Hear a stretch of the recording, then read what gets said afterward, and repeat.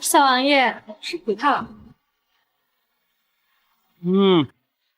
小王爷，您不是说只看奴家跳舞吗？怎么今日却喜欢上西域舞技了？哎，灵儿，你看几日不见，你这水灵不少。说，想本王爷吗？当然，奴家没有一日不想念小王爷的。我不信。那你要怎样才能相信奴家？除非你让本王爷摸你的良心发誓，怎么样？摸着奴家的良心？小王爷，你好坏，就知道欺负奴家。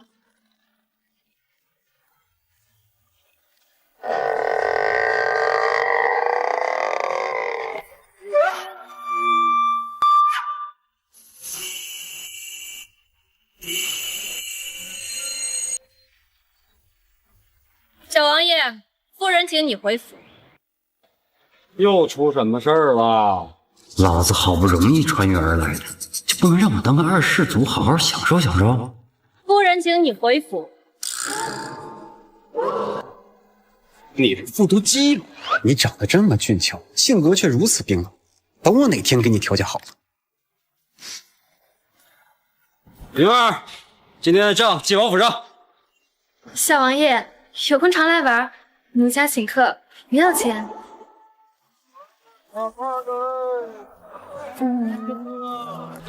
小王爷，夫人该着急了，请不要耽误时间。好。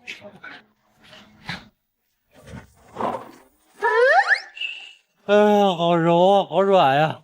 小王爷，请你自重。可以，我可以不抱你。那我走着回去呗，反正我不着急。哎，还是你亏，我长得没那么难看吧？走吧，走吧。下。说，你是不是最近练功偷懒了？你腰上的赘肉没之前紧实。哎，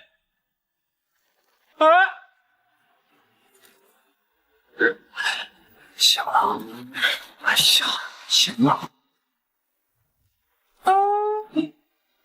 哎，玉儿，你这一天又跑哪儿去了？哎，娘，我今天去拜访一位高人，吟诗作对，年纪轻轻，终日沉迷酒色。你看看你，哪有一点我秦王府二公子该有的样子？咱们王府都快被抄家了，你还有脸教育儿子？娘，怎么好多东西怎么会被抄家呀？有人呐！昨晚上陛下把我送他的话又给我批回来，说是让我听完诗再送回去。哎，整个朝堂之上，谁不知道我秦文耀不善诗词？这不是明摆着要羞辱我、打我的脸吗？陛下要削藩，而你要专门和他对着干，他就借着这个由头削了你的爵位，落了你的尚书之职。哎呀，你看你这是又干什么呀？你哭什么呀？陛下没那个意思啊！别多想，别多想。爹，你怎么就得罪陛下了呀？若秦王府有难，我的好日子也到头了。只能帮秦家渡过难关，让秦家更上一层楼，才能安心当好我的二世祖。陛下要扩军攻打草原，你爹非要去救灾，不肯给兵部拨款，就被陛下从朝堂上撵了出来，连画也送回来让批示。是干嘛？你慢点，别弄坏喽。爹，儿子给你做一首。什么？对于我这个穿越者来说，题诗作词那还不是手拿把掐的事。你喝多了坐哪诗，你还题诗一首？儿啊，你几斤几两为父还不知道吗？别在这瞎胡闹了啊！我家喜宴池头树，朵朵花开淡墨痕。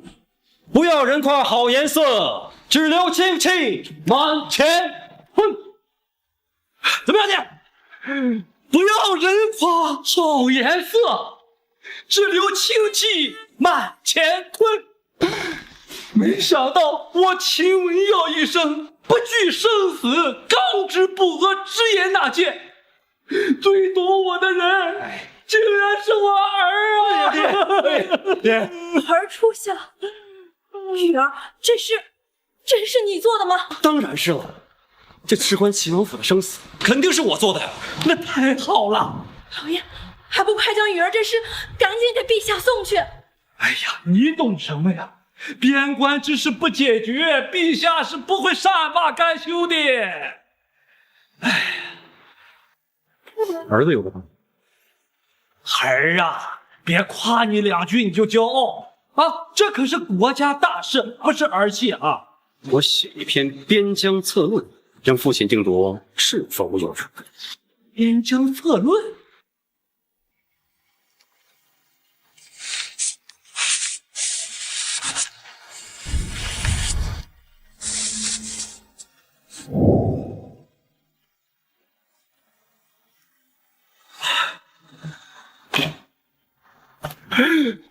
哎，你很谢我秦家18辈祖宗啊！没想到我儿是个隐藏颇深的大才子啊！哎呀，爹，这时不对，时不快，醒醒！哎，我不是给你跪的，我是给他祖宗跪的。嗨，太有才了！爹，平日儿子不少看书，只不过不爱在人前显露。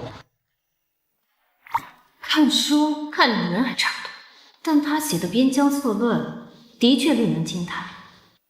雨儿，快去更衣，随父进宫面圣。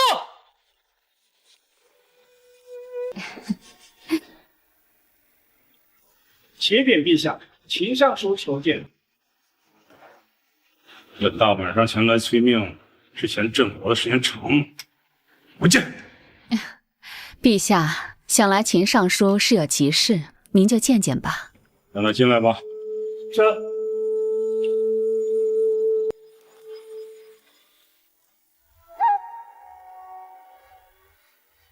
微臣秦文耀参见陛下。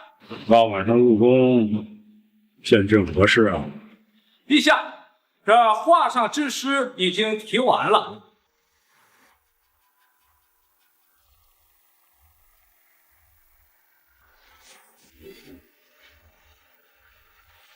我家喜宴池头树，朵朵花开淡墨痕。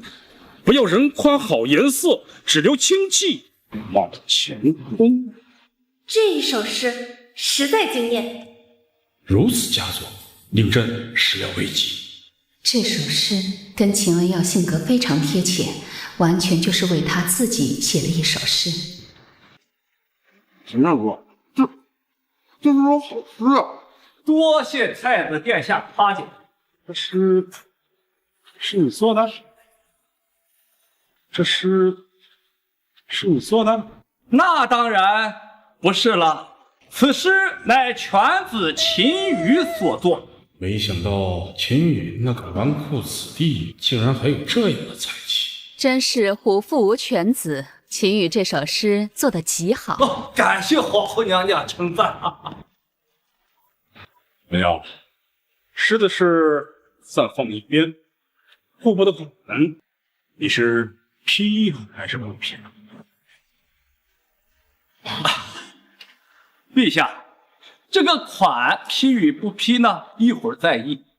臣这里有一册《边疆策论》，如果陛下看完之后还觉得扩军比救灾重要的话，臣无话可说。边疆策论，陛下请看。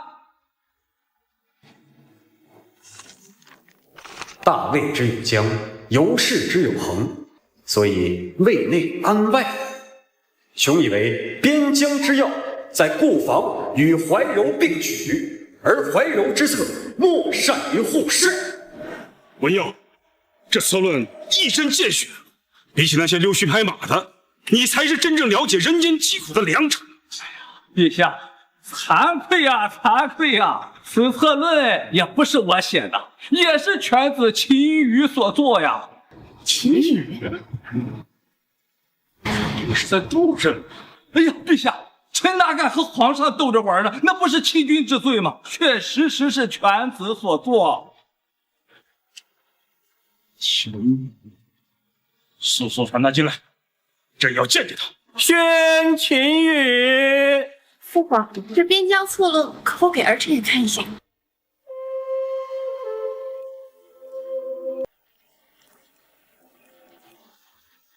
吃，就知道吃。跟你皇爷一起看看。陛下，你看这太子殿下哈，光吃不胖也挺好的。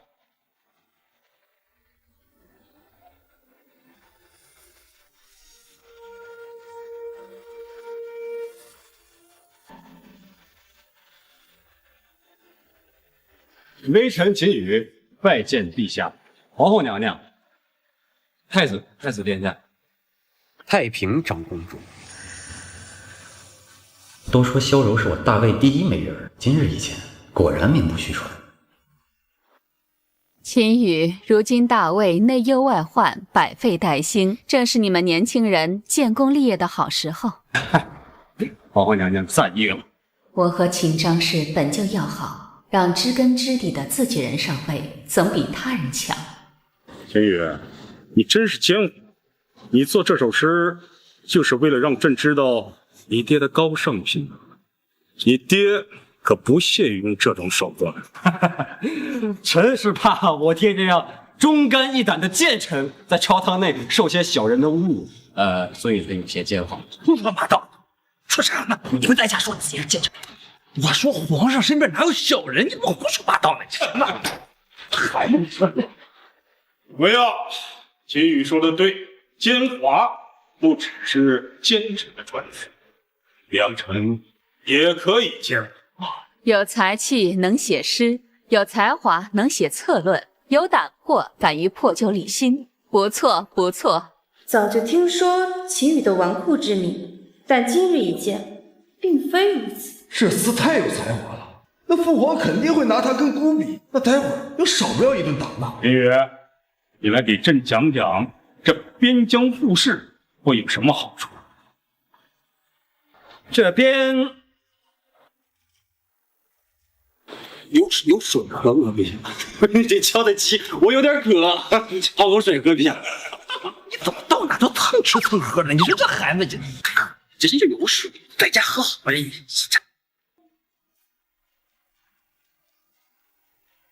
小王爷，请入茶。有劳长公主。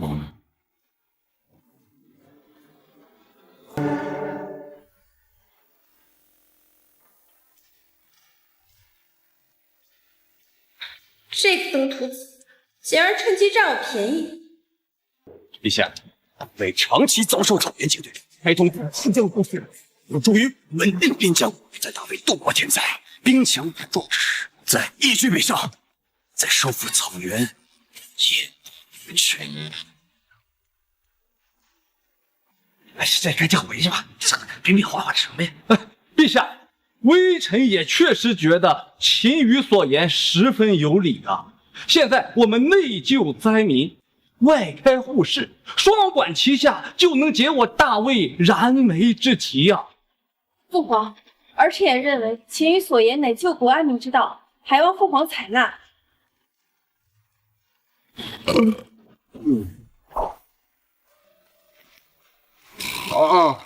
不，儿臣也觉得秦羽说的对，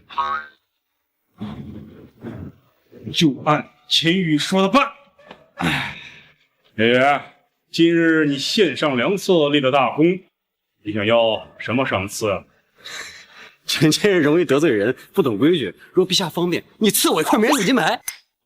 朕还是第一次听说有人讨要免死金牌的。哎呀，陛下恕罪，陛下恕罪，臣呀，平时忙于公务，疏于对他的管教。你说这孩子，要不你就给他一块。不知者不怪，我呀就喜欢这样直爽的孩子。林宇，你虽立了功劳，但还不至于赏赐免死金牌的地步。这样吧，朕答应你，饶你3次过错。3次，快写了，你写了。谢陛下，谢陛下。能免3次过错，这个赏赐倒也还行。秦羽才华横溢，不畏皇权，敢说真话。唯一的缺点就是有点流氓。好，就先回去吧。微臣告退。这是干嘛呢？你住着呀！这孩子。恭喜陛下，不但解决了边疆和灾荒2件大事，还得了一位大才，真是三喜临门。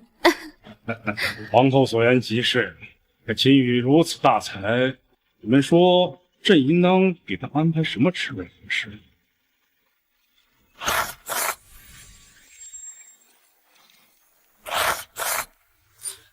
我们在这儿讨论国家大事，你这就一直选了这5碗饭。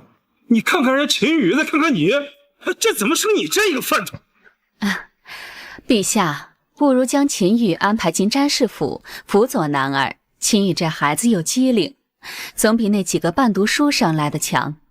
父皇，儿臣也认为将秦羽安排进詹事府最合适不过了。这思路到本太子手中，到手有他好果子吃。朕这就拟旨，明日让秦羽去詹事府报道。柔儿，过几日有一场诗词大会，学宫已经连续2年输给了国子监，若是今年再输，你父皇答应国子监祭酒张子安隐退。张子安他不能隐退，如今朝廷动荡，还需要他帮忙稳定天下文人之心。父皇和母后的意思是让儿臣带着秦羽去参加诗词大会。虽说仅凭一首墨梅不能推断秦羽的才华，但这也足以说明他在诗词方面是有天赋的。好，儿臣必过去找秦羽，看看他的诗词功底。秦家势大，你在接触秦羽的时候，重点试探他是否有不臣之心。若有，秦羽不可留，秦家更不可留。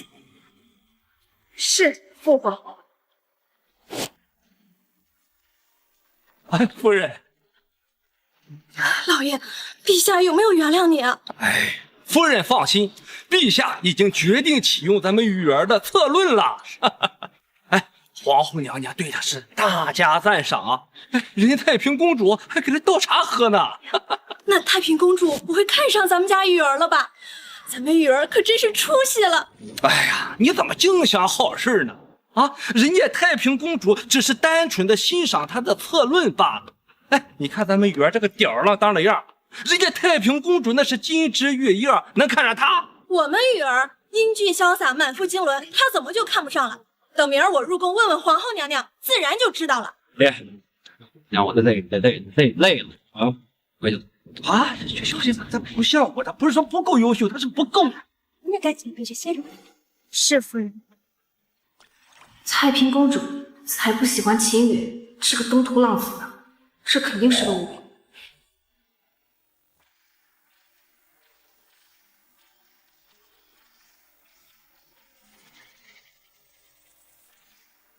你知道今天是什么夜啊？什么呀？想你。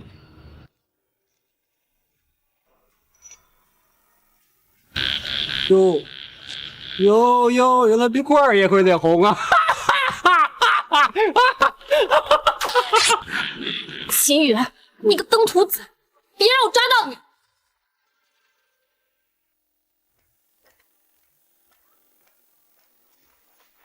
小王爷，该起床了，奴婢来伺候你更衣啦。吵死了！本王没睡够呢，要是睡半个。小王爷，您不是说今后再也不睡懒觉了吗？您不知道奴婢姐妹来督促您练功的吗？哎呦，吵！过来！喜欢练功是吧？来吧，床上练。小王爷，你想做什么都可以，我们一定会陪你好好练功的。好。要不先你开始？哎呀，要不先你这么听话，那我就不客气了啊！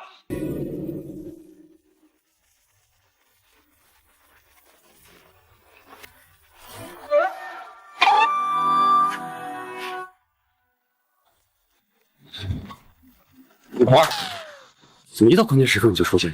我怀疑你跟踪。见过然儿姐姐。小王爷，夫人命你前往东宫述职。我去东宫？我去东宫说什么职？陛下刚下旨，封你为太子詹事，命你即刻前往，不得耽误。恭喜小王爷，贺喜小王爷！恭喜个屁！完了，我这好日子到头了，这官谁当谁当？伴君如伴虎，哪有当二世祖来的说？小王爷，夫人说你若是不去，就让我把你绑去，得罪。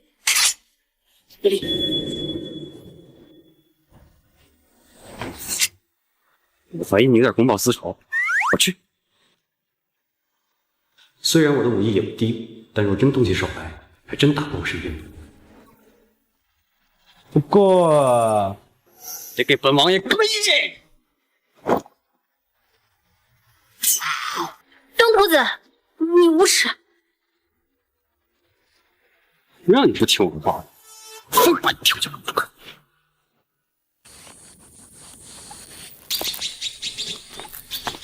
可是秦小王爷，是小王爷，我这就去带你见太子殿下。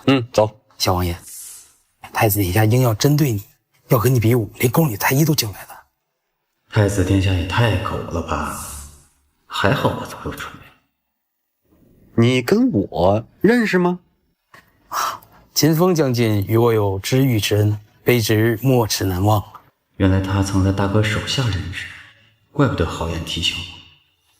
陈将军，麻烦你帮我个忙呗。您说，尽管吩咐。我就先不进去了。你呀，帮我带个话。传话？您让我带什么话？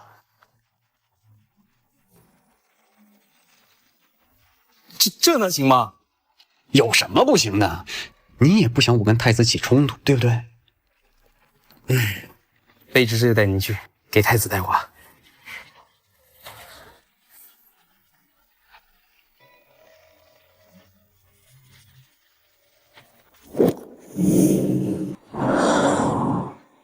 启禀太子殿下，小王爷在殿外恭候。把他叫进来，本宫定要好好的欢迎这位大才子。殿下，小王爷让卑职给您带一句话。那有什么话，打完之后再说也不迟。叫进来。他说在教坊司备下酒宴，邀请太子殿下您去一同探讨武艺。这这秦羽之词当真是不是，竟把本宫当成一种猥琐好色之徒，看本宫不活撕了他！来，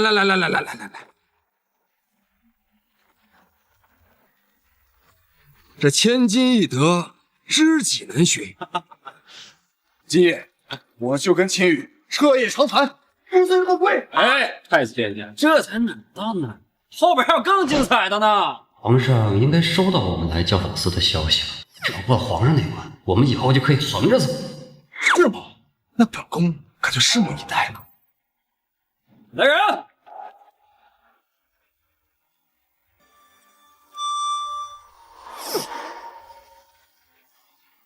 小王爷，去奴家房里，奴家帮你放松放松。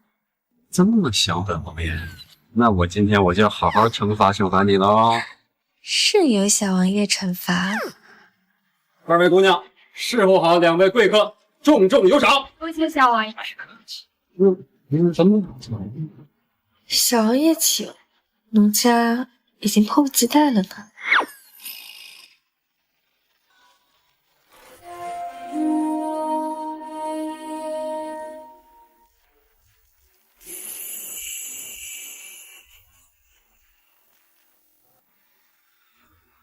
你敢找秦羽麻烦，我看你是不想活了！哎，他休伤无主！哎，哪里来的美人，武艺竟是如此高强？沈冰兰见过太子殿下。哦，原来是沈姑娘，失敬。怪不得我打不过你，原来是我大为你剑仙，他还是父亲的救命恩人。怎么每次到关键时刻你就出现？你差点来的。小王爷，皇后娘娘给夫人送信，参你的奏折已经递到皇上面，让你带着太子赶紧回宫。行了，知道了，这事没你事了，人上正事办。小王爷，你要是再胡闹下去，皇后娘娘都保不了你。是吗？我感觉你今天话比这几年的都不乱，你不是在关心我？谁关心你了？我是怕你连累夫人。放心吧，回去告诉我娘没事的，她放心。秦羽啊，本宫今日玩的已经很高兴了，但是本宫不想让你难堪。哎，没事，殿下，你放心，皇上现在已经知道咱们来叫往司了，这事交给我，放心好。秦羽，你是这个，就冲你这句话，结果我们就是亲兄弟。亲兄弟，咱们走，入宫面圣。记上。小王爷，今日的钱奴家请了，请你千万不要推辞，往后常来看我们姐妹就好。好吧，那只能再承你一次情了。姑娘抢着请客，这秦羽当真是我辈楷模呀！这家伙天天混教辅司也就罢了，竟然还能白嫖。大爷，今天好给我吃了，给我吃了，好10天没吃了，大爷，给我就是吃。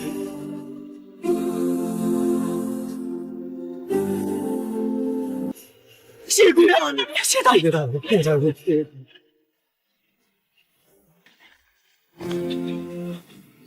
殿下，我先为你准备惩罚。秦羽，有这么多人在面，朝廷为什么不施粥呢？自从我爹被陛下遣回宫里，可能朝廷还没做出反应。一群废物，他们还好意思说本宫平日里面不学无术？兴百姓苦，亡百姓苦，这是根本变的道理。都说秦羽是混吃混喝的纨绔子弟，原来只有他把事情看得最透彻。没想到秦羽竟然能随口说出这样的至理名言，看来是我误解他了。秦羽为了一场天灾，穷年妻离子散，沦落街头，真的有这么多罪吗？克扣税务，土地兼并，粮食低产的原因，让这些百姓一直活在地狱中。要不是亲眼所见，不敢相信金陵城中有这么多的灾民。你想不想当个好太子？我以前不想，但我现在想。那你记住，不要从耳朵里听别人说大魏是什么样子，你用自己眼睛看大魏是什么样子。我明白了。哦，对了，秦羽，那我们一会儿见了父皇要怎么说啊？你就把今天看到的、想到的全部都给他说出来。无论如何，我都不能连累秦羽。你先回去吧，我来进宫了。小王爷保重。或许不学无术只是他用来保护自己和家人的伪装罢了，我绝不会让他出事。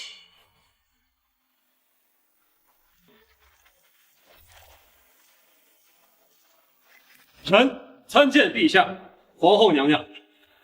秦羽，你肯知罪？臣不知。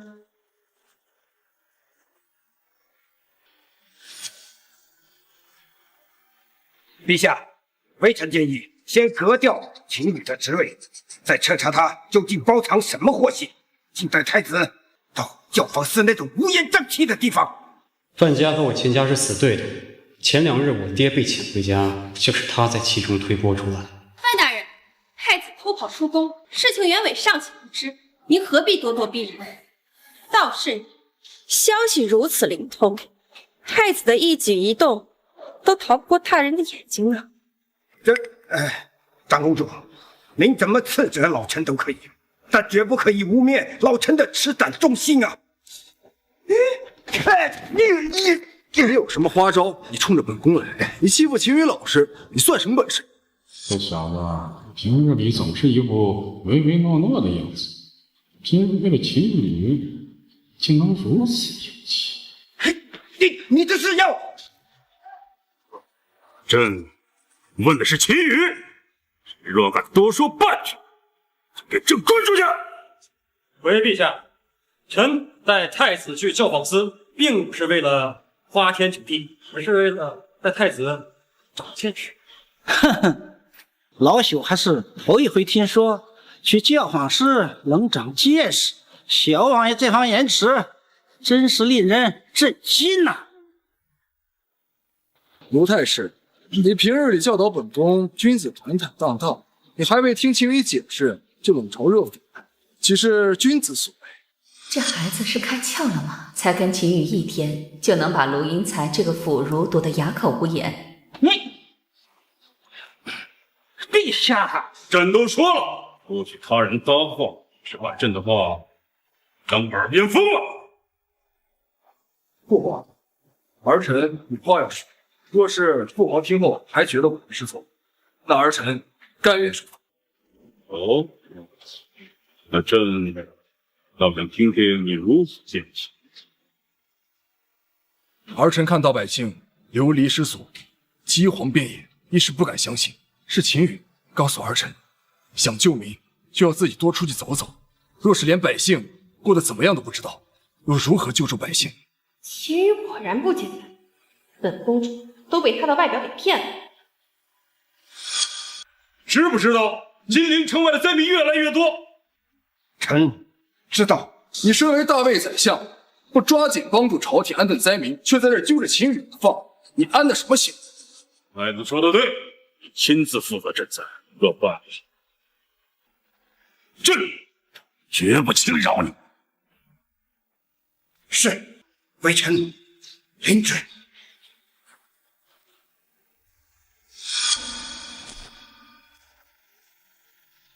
陛下，老臣也先告退了。若再待下去，萧兰打我一拳，老夫这条老命就保不住了。秦羽，太子长这么大，还是第一次反驳朕。为了维护你，竟然敢对朕怒吼，这你的面子可比朕大。我从小维护萧楠，他还从来没有为了我和父皇对峙过。父皇，儿臣陛下，臣没这么大的面子。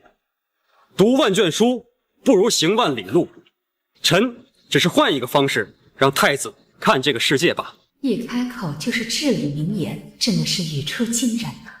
秦羽，本公主对你越来越有兴趣了。好，既然如此，我就给你个机会，若太子能在1个月内给朕做一个满意的解释，朕便封你为太子太师。若办不成，朕治你大不敬之罪。一言为定，秦羽一定让陛下满意。臣告废。父皇，那儿臣也告退了。秦羽，你说我要是1个月之后干不出令父皇满意的事情，那岂不是要连累你啊？殿下，你信不信得过我？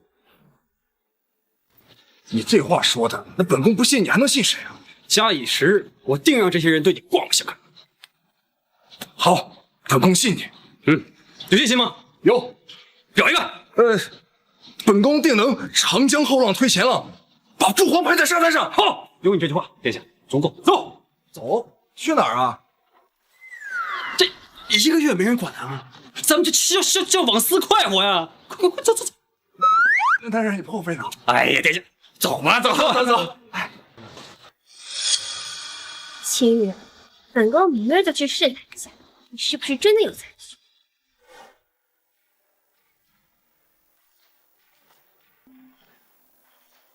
小王爷，奴家伺候您更衣。小王爷，奴家伺候你洗漱了。吵死了！你再让他睡会儿。小王爷，太子殿下来了，正在前厅等您呢。奴等。长公主也来了，你有火。一日之计在于晨，像我这么阳光的人，我怎么能跟睡懒觉搭上边呢？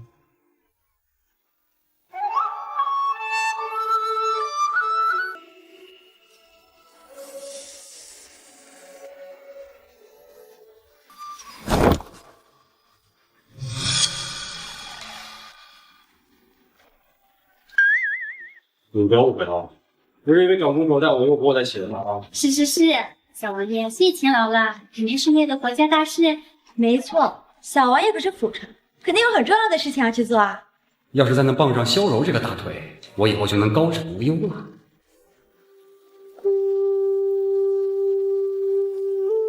见过长公主，见过太子殿下。秦府城不必多礼。玉，真府城的伙食比东宫强多了，应该给本宫上午晚饭呗。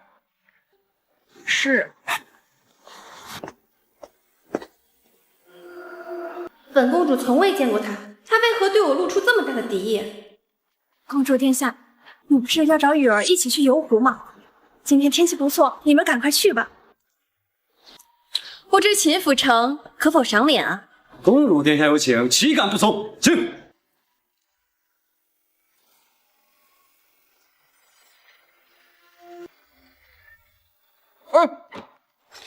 你们带我一个，带我一个！多好的闺女，像极了我们秦家的媳妇儿。兰儿，随我入宫，去探探皇后娘娘的口风。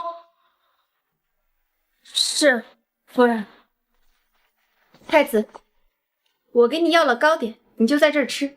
我跟秦府城去阁楼商量一件事。张姐，你故意把我支开，你是不是要害秦羽吧？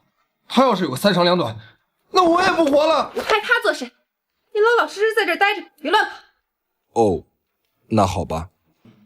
秦府城，我们走。长公主该不会对我有什么非分之想吧？朗朗乾坤，怎么非得去阁楼谈？本公主很是好奇，你前脚刚答应了父皇的赌约，转头就带太子去了教皇寺，你胆子是真大。反正也没人管，人生苦短，不如及时行乐。你就不怕1个月后大祸临头？那是没用的，长公主。哎，对，你找我来干嘛呀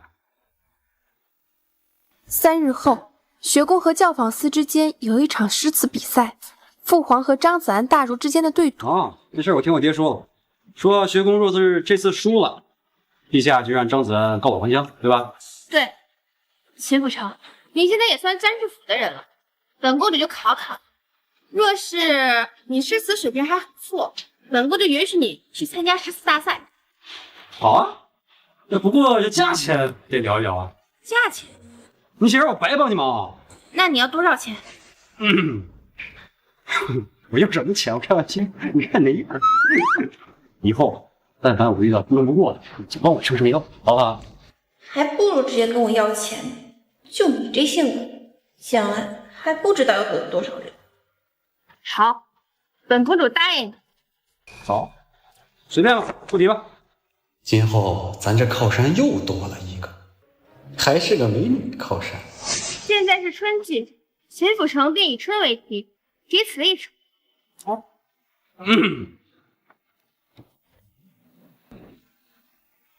莫听穿林打叶声，何妨吟啸且徐行。诸丈芒鞋轻胜马，谁怕？一蓑烟雨任平生。这种词真的可以随口吟诵出来的，没有豁然心胸，怎么能做出这样的神作？长公主，我这首词做的不好吗？没有，很好，堪称神作。本宫只是好奇，你如此年轻，是如何有如此洒脱心境的？长公主，你看看，我不洒脱吗？我就是洒脱这2个字儿啊！真不谦虚，不过确实才华好。要不本宫再出一题？好，可以，不过得加钱。那秦府城便以梅花为题，再题词一首。驿外断桥边，寂寞开无主。零落成泥碾作尘，只有香露。我知道他会给我惊喜，却没想到惊喜会这么大。这首诗道尽了忠臣风骨，为谁而作？这首词我给爹做，我爹的愿望就是在当朝当一个有傲骨的忠臣。秦尚书确实是难得的忠臣，本宫最佩服之人也是秦尚书。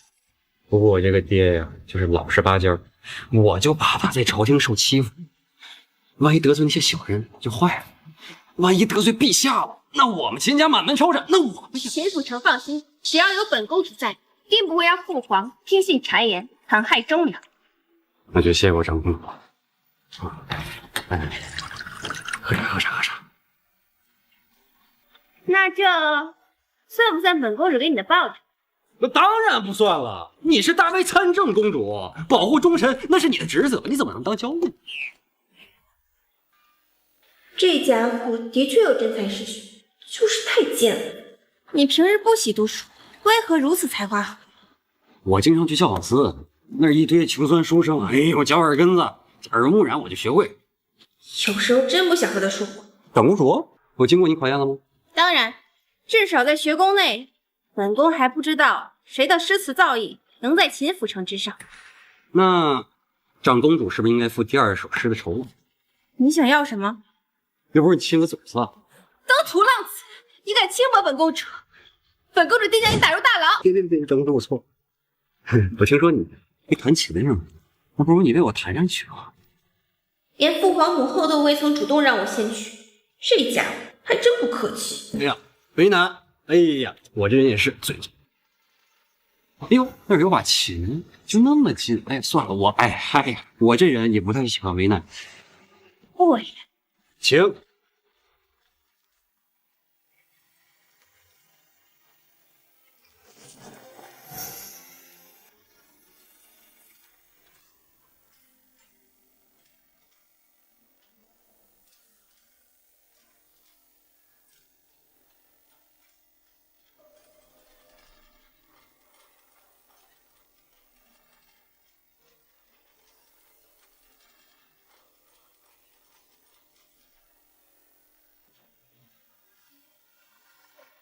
本公主这是第一次单独为人抚琴。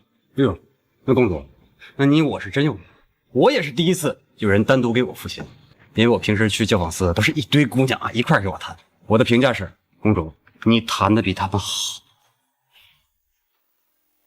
这家伙竟然拿本公主跟那群风尘女子相比，可我嘴里吐不出象牙。呀，公主，干嘛去啊？公主。秦羽的衣服管好，张姐应该没绑得怎么样。张姐，秦羽，你们谈完了吗？谈完了。张姐，你若没什么事儿，你就先走吧。我跟秦羽还有正事要办呢。你能有什么正事？赶紧回宫。那不行，我都跟人家姑娘说好了，今天给他们表演一个胸口碎大石。真丢人！萧楠，你堂堂大魏太子，居然要给教坊司的舞姬表演节目，亏你说得出口！赶紧回宫。张姐，你现在可无权管我，我是秦羽的人。长公主，太子殿下，我家里还有事，我先走了。秦羽，别忘了3天后诗词大会。放心，3天后见。不畏皇权，放荡不羁，才华横溢，我看不透他到底有没有不臣之心，还得继续试验。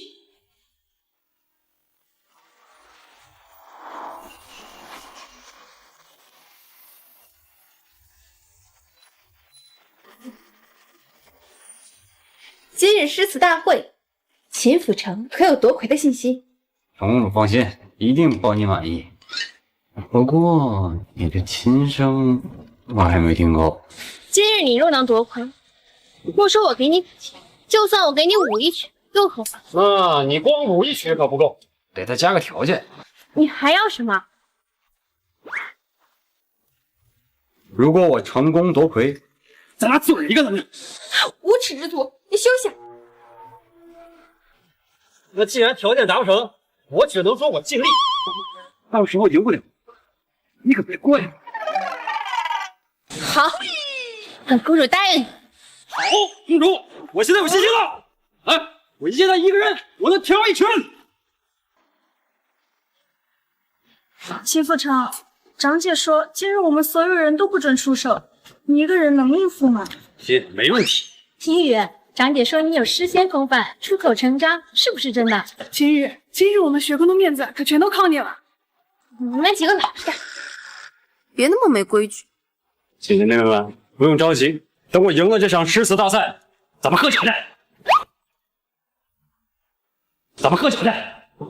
比赛还没开始，小王爷就想着庆祝，未免太言之过急了吧？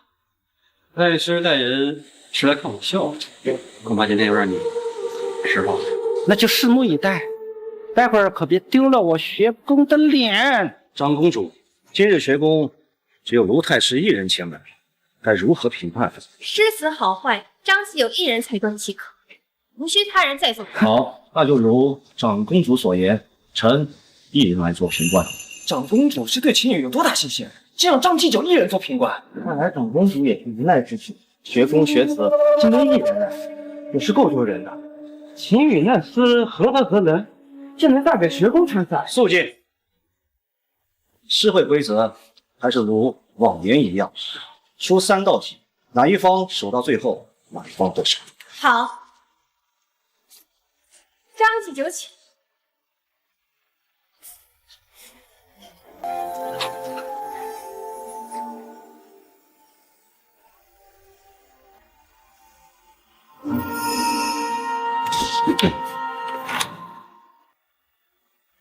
第一题，以柳为题，罗子健先赋。我这首诗名为《黄柳》，先期百花池，再度梅已逝。张狂聊清日，春风还几时？好，如会怎么？不比诗做得好，言外之意更好。好一个春风才几时！且看秦羽如何应对。估计啊，第一首诗就把秦羽拦住了吧。浩儿成为大魏第一才子，秦小儿给他提鞋都不配。小王爷，该你了。母后这不单单是作诗，顺带将秦羽给侮辱了，将秦羽比作黄柳，欺负百花开得晚，又嫉妒傲梅过得迟，这才得春风几时。今日就如此张狂，他如此批判秦羽小人得志，母后这次简直是太可恶了。林国，莫急，越到这个时候，你才会发现谁才是小丑。不知为何，跟秦羽在一起就会产生一股莫名的安全感。我这首诗的名字叫《咏柳》，碧玉妆成一树高，万条垂线绿丝绦。不知细叶谁裁出，2月春风似剪刀。这才叫诗，什么乱七八糟的狂柳，简直丢人现眼。这才是柳树该有的姿态，端庄华贵飘逸。别出心裁，独具匠心，借柳咏春，既响畅又华美。第一题，学宫秦羽胜出。张继九，这2首诗都各有特色，不分多种，怎能就判秦羽胜出？如此说来，卢太师是在怀疑老夫徇私舞弊了？不敢，不敢。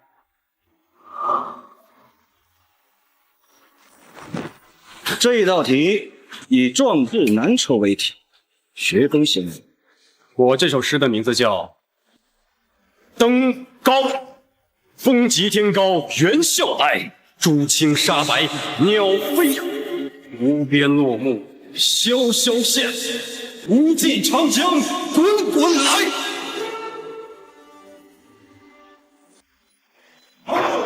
万悲秋常作客，百年多病独登台。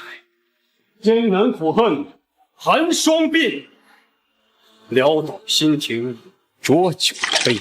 秦羽这般年纪，竟能做出如此壮志难酬的诗，真是何等的穷困潦倒、流落他乡的悲哀之情啊！真是前无古人，后无来者，我等连对战的勇气都没有了。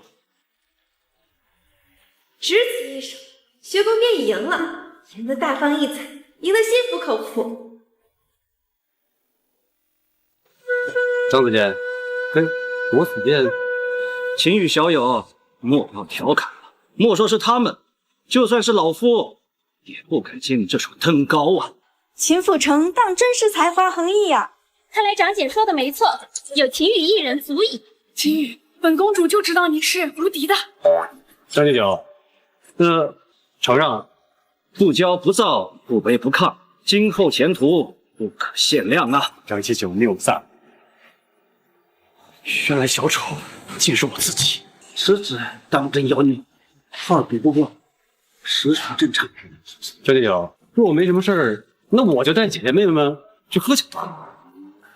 但他来参加诗会，只是走个过程，办庆功会才是目的。小有莫急，若你要方便，就把最后一题也付了吧，全当老夫欠你一个人情。好吧。张子安在大魏桃李满天下，一首诗换他一个人情，这买卖很划算。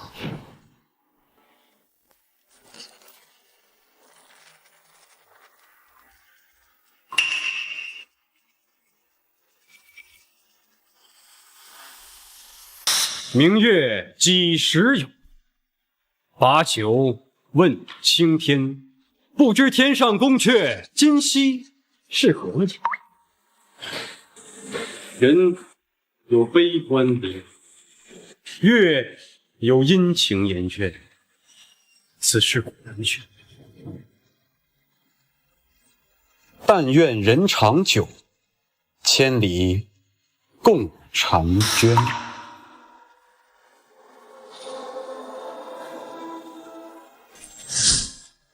秦羽是文曲星下凡吗？随口吟诵，便是我等无法企及的神作呀！真是天外有天，人外有人。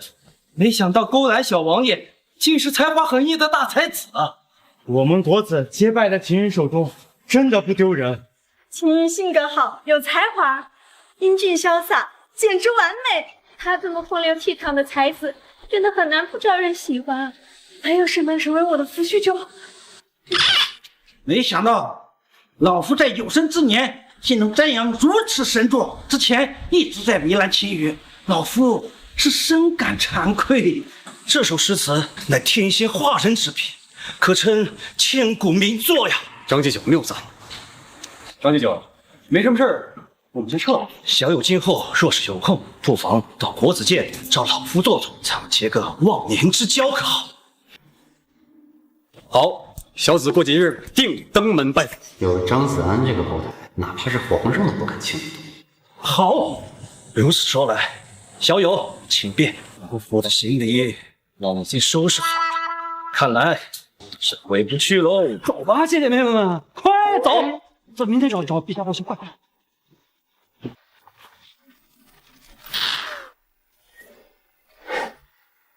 姐姐妹妹们，我们游戏规则就是我抓到谁我就亲谁啊！3、2，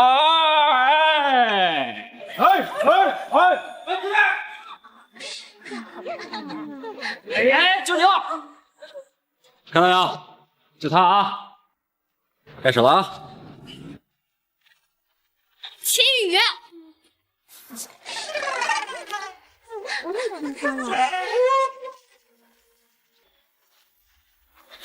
秦府城，你今日出尽了风头，明日那些权贵子弟定会把你当做公敌的。没事啊，有长公主罩着我怕什么？这家伙是彻底得上我了。哎，对了，长，你说答应给我舞一曲，今日可否啊？给你舞一曲倒也无妨啊，不过没人给我抚琴，所以我来抚琴。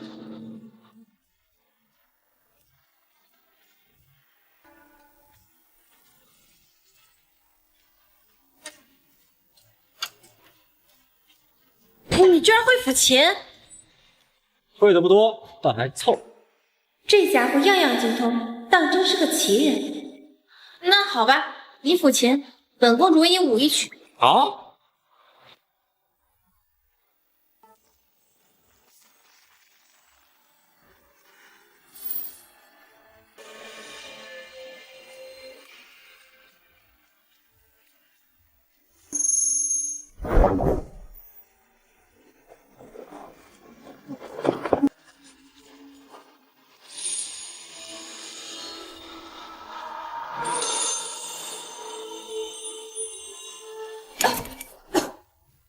本公主，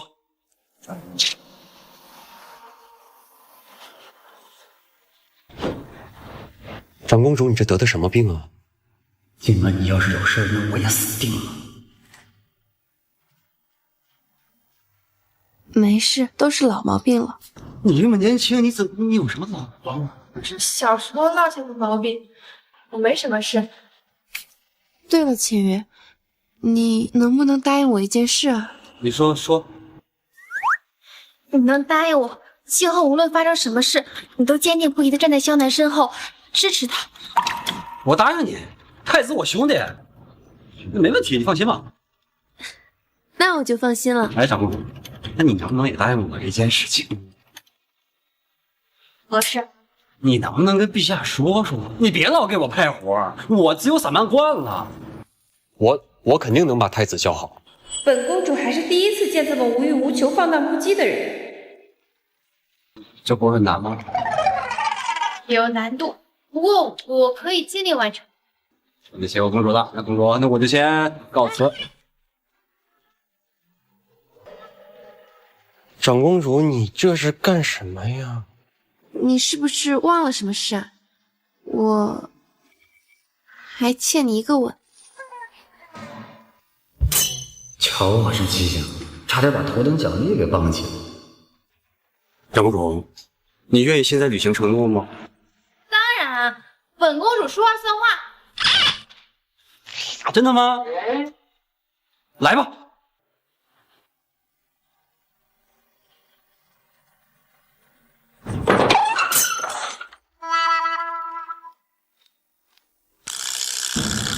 见过长公主。你来干嘛？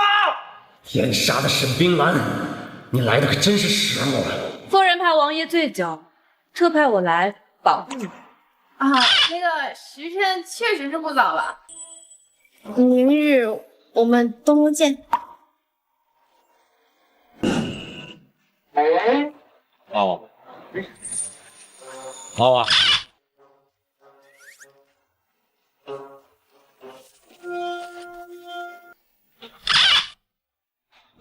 小王爷，请你自重，松开。哎，我现在喝多了，我跟你说啊，你要不扶着我，到时候摔冰球店这种怎么跟我娘交代啊？你怎么讲？哎！你干嘛？你还是怕我摔别人？哎，本公子就不信爆不开你这块冰。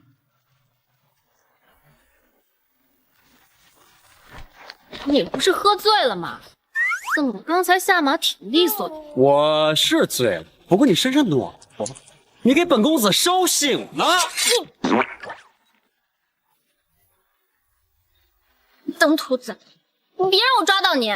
娘，我爹呢？你今日夺得诗会文魁，陛下特别高兴，单独把你爹留在宫中饮酒呢。祖上积德，女儿现在可是人中龙凤，青云俊杰。好吧，我爹不在，那我走了啊。你去吧，记得早点起。皇后娘娘来了口信，陛下明天下旨给你升官。不是，我就做2首诗就升官，这官也太好升了。你这孩子，人家都巴不得升官，你倒好，还埋怨上了。陛下还指望你和张敬酒多走动，维持好关系呢。哎呀，行吧，那我明天早起。去吧。夫人，娘，你的脸怎么这么红？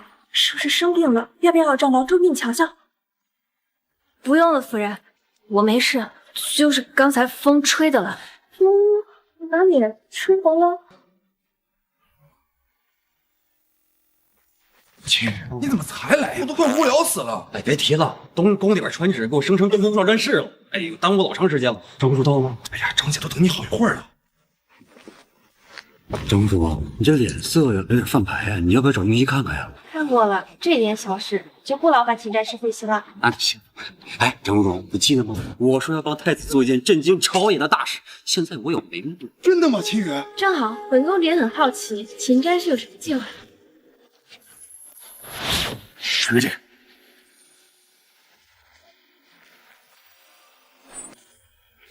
这字是怎么做到如此整整齐齐的？还有这纸的质量，似乎也比我们皇家的质量更好，是吧？这印刷术和纸张再造术，若将这2样技术推广下去，全天下的人都能看得起书。你说这是不是震惊朝野的大事？学一本书，成本几何？我做什么去？啊，我没听错吧？这要放在平时，想买这样一本书，至少也得1两银子。秦宇，若是将这2项技术推广出去，不仅寒门学子买得起书，更能改变朝堂格局。秦羽，你为了天下做了一件名垂千古的好事。这如今朝堂之中，大部分官吏都是范俊良的门生。这一旦寒门学子崛起，那最受影响的当属是范俊良。秦羽，你要干范俊良啊！没错，范俊良处处打压我爹，多次置秦王府于不利，办的就是他。好，好，好，本宫早就看他不顺眼。这件事情，我义无反顾的支持你。不过，要想将这件事情推进下去，因为我们3个的影响是不够的，需要陛下的支持。放心，父皇定会全力支持。不过这件事情若能有张子安大儒的支持，那便更好。张子安那边我去搞定，眼下我们需要一个隐蔽的地方，推动这个计划。哎，这皇宫掖庭荒废多年，我们可以在那里印刷和造纸，保证没人发现。那个地方倒是不错。太子，你带着秦斋使去看看。好，秦羽，我们走。等着我的好消息。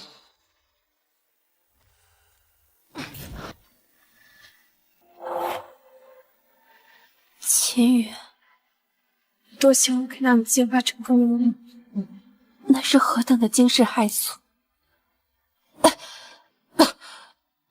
可惜我的身体恐怕撑不到那一天。真的是秦羽的主意？是的，父皇。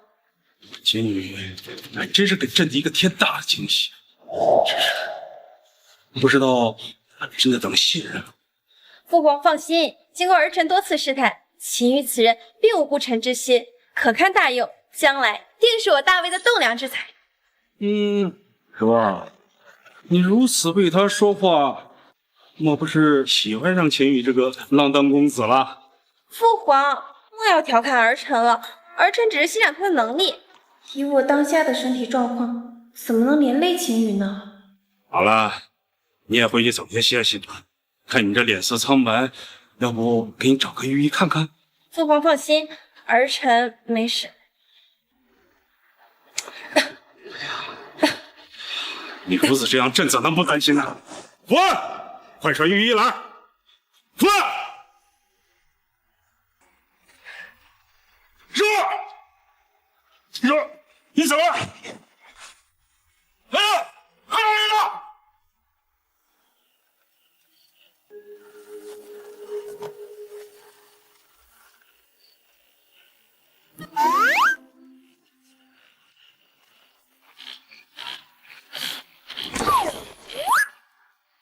宗徒子，你放开我！这么晚，你莫不是在等本公子？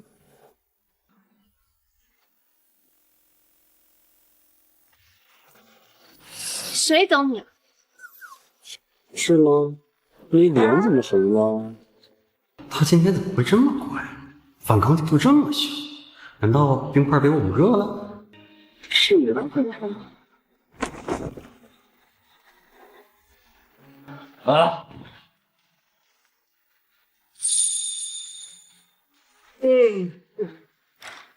哟，被风吹了。月儿，今晚怎么回来的这么晚？你是不是又带着太子去那教司房鬼会去了？爹，我现在跟太子在做一件惊天动地的大事。哦，惊天动地？什么惊天动地的大事？你为太子准备。小王爷，大事不好了！怎么了，宋仙女？长公主病重，要见小王爷，请小王爷速速随末将入宫。长公主好端端的，怎么会突然生病了呢？这究竟怎么回事啊？我就感觉萧柔这2天有点不对劲，没想到竟这般严重。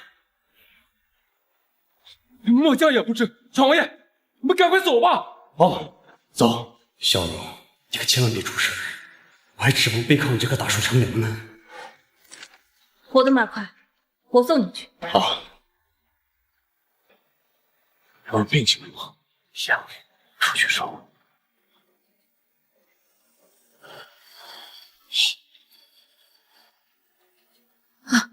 柔儿，柔儿，你感觉怎么样？母后不要着急，儿臣没事。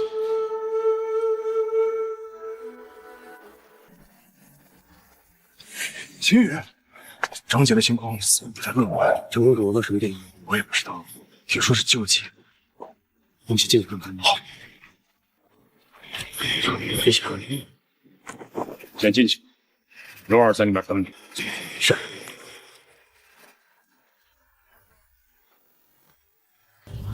皇后娘娘，起身，秦羽，多陪陪柔儿。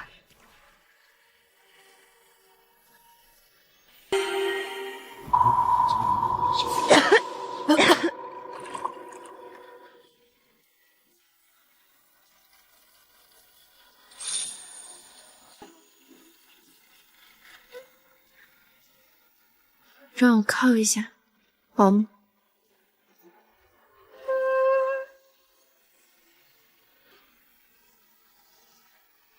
有些事情，我怕我再不说，就没机会了。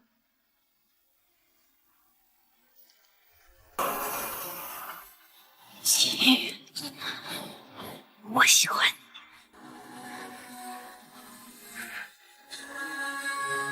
别说了，我知道。你答应以后不论发生什么事情，你都坚定不移地站在萧南身边，永远支持你。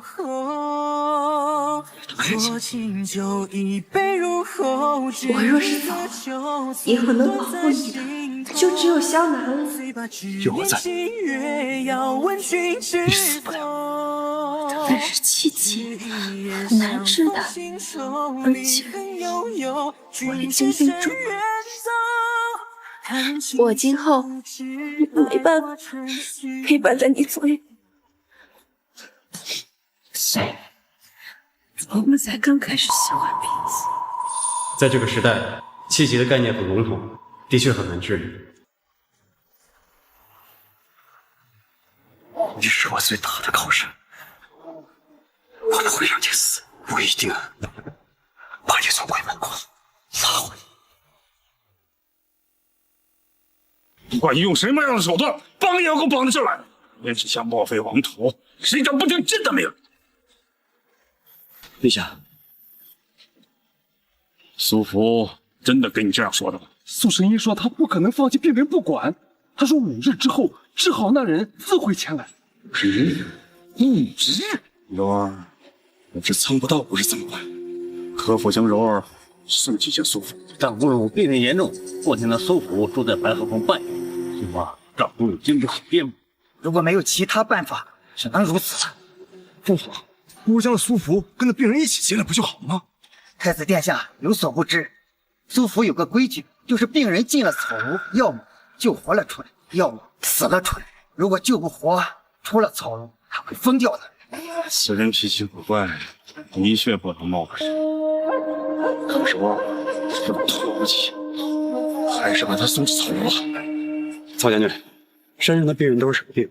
是3处非常严重的外伤，若不紧急处理，性命不保。这是苏神医不来的原因。前世我是雇佣兵出身，大病治不了，但处理外伤却是最在行。陛下，不如让我请苏神医下山。秦羽，朕知道你聪明，可这事儿可不是用脑子来办。这苏福啊，发起疯来就会自残。自残这个事儿确实疯狂，怪不得连皇上都没办法。陛下，我有80%把握能请苏神医下山。秦羽，你当真能将苏神医请来？陛下，皇后娘娘，此事事关重大，不如让我试一试。好，我就让你去，但只给你1日。若没请来，朕就亲自护送柔儿去见苏府。治也得治，不治也得治。是，父皇，让儿臣跟秦羽一起去吧。行了。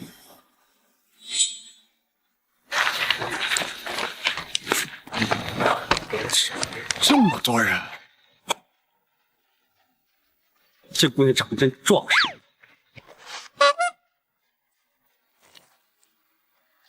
拿着竹片排队，叫到后再来。不守规矩，姑娘立即拍下山。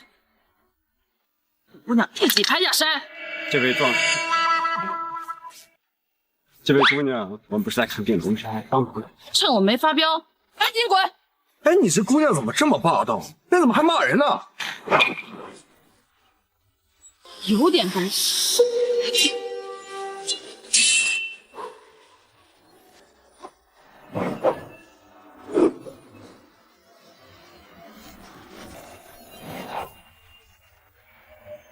能赶来苏神医门前闹事，我看上我也不耐烦了。只见女子好眼熟啊，好像是女奸臣沈冰凉。那不是九府小王爷？他旁边的那个傻大个是谁啊？沈冰兰，正是，原来是沈羡仙。小女子楚微微，草庐故远，方才多有得罪。楚姑娘言重，不知沈姑娘今日前来所为何事？在下秦羽，特来拜访苏神医。秦羽，秦王府的勾栏小王爷。我就光个教坊司，有这么出名？你们是为了长公主而来吧？没错，我们就是为长公主的事而来，希望您通融一下。看在长公主和沈姑娘的面子上，我可以让你们进去，但是能不能劝得动，就是你们的本事了。看在萧柔和沈冰兰的面子上，我这个小王爷就这么没牌面吗？多谢。这姑娘长得真俊。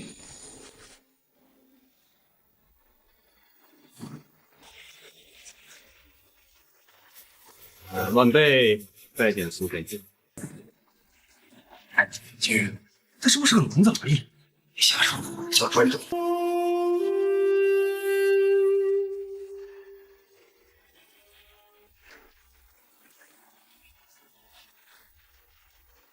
苏神医，我大概看了这几个病人的情况，再不及时医治啊，就要有性命之忧了。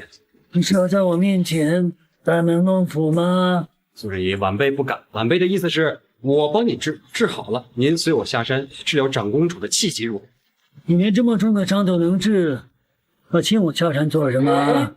晚辈对外伤确实比较擅长，所以可以对苏神医指点个1、2。我没听错吧？他要指点苏神？这个家伙不成年会死吗？秦羽，咱这个牛皮是不是有点大了？他性格古怪，你就得跟他对着干，不能顺着他。好，你现在就给我指点一下，今日都指点不出来，你就从这白鹤峰上给我跳下去。那如果我赢了呢？我就从这白鹤峰上跳下去。这老头的脾气比外面的楚微微还暴躁。好，我输了，我跳下去，我赢了，还请苏神医下山给长公主治病吧。好，要指点我艺术的人，你是第一个。苏神医，要不你跳？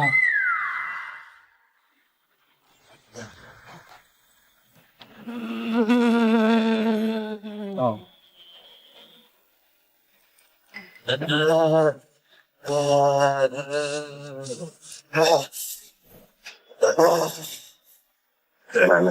老朽行医数十年，阅读医书无数，如此处理伤口之手法，真是前所未见呐！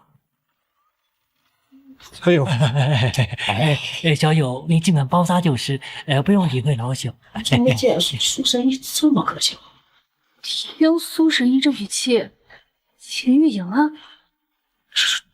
这真是令人难以置信。这2个药，你随汤药服用便可。多谢小王爷。哎，不客气。苏神医，这白鹤峰我是跳还是不跳？什么？跳白鹤峰？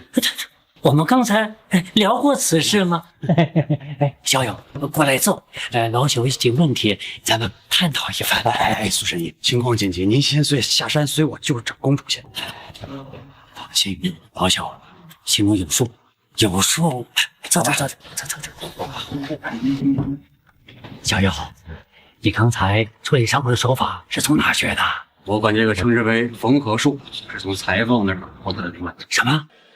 你是说这个手法是你自创的？是。那你脱抹伤口的药汤和缝制伤口的器械又是什么？这药汤呢，用的是柳枝熬的水，具有消炎的作用。这细线用的是羊肠的筋膜，缝合之后可以溶于伤口，不用拆线。妙哉呀！哈哈哈哈，小友对外场的认知，真令老朽大开眼界。哈哈哈哈哈。那消炎又是什么意思？消炎就是可以解热，防止伤口化脓。若是伤口化了，即便是老夫，也是无力回天的。是，当年你那用这水，也只是预防之用。看来儒学之路真不道远啊！所以，您若对这些感兴趣，我都可以教给您。您赶紧随我下山治疗长老的病啊！放心，老朽向来说话算话，咱们现在就动身。好。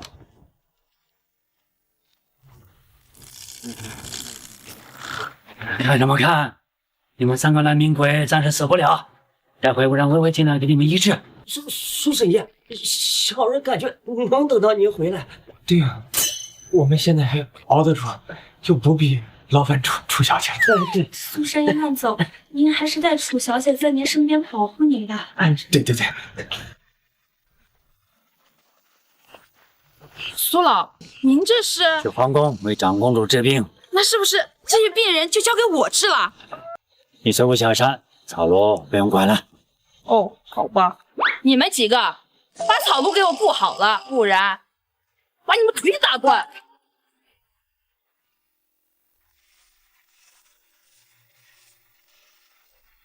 只要萧柔一死，本相就可以彻底掌控朝堂了。陛下，皇后娘娘，你们等1天都没吃东西了，先喝碗热粥暖暖身子吧。是不是？希望这秦羽给朕一个奇迹。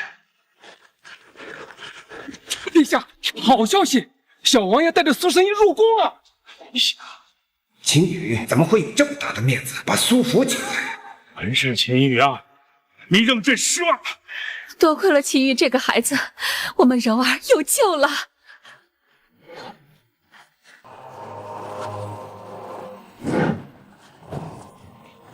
陛下，免礼。苏神医，朕的闺女可就交给你了。陛下放心，老朽与秦羽小友做过承诺，可治不好长公主，老朽便从百合峰上跳下去。这糟老头对跳崖好像有什么执念。秦羽小友，是老朽进去吧。苏神医，这这苏福从来没给朕这样好脸子，既然对秦羽如此客气。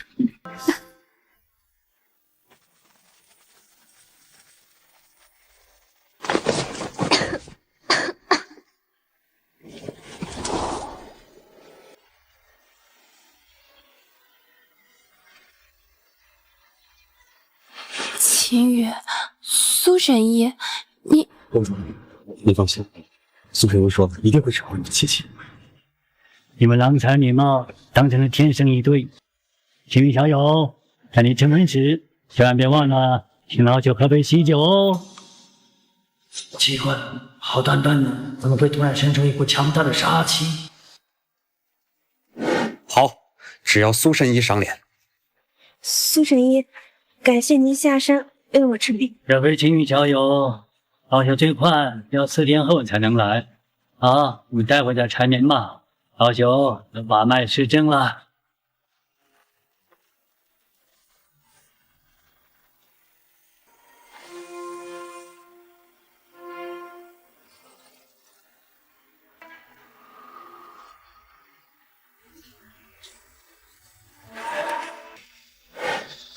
苏神医，公主的病情如何？非常棘手。哇，她很走运，5天之下，这病除了老朽，只怕无人可治。秦羽小友，你去叫个女医官来，老朽不便施针。好，我也略懂一些医术，不如就让我替苏神医施针吧。也好。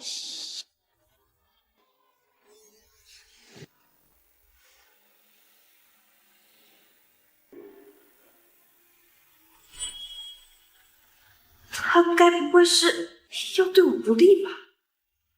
长公主得罪了。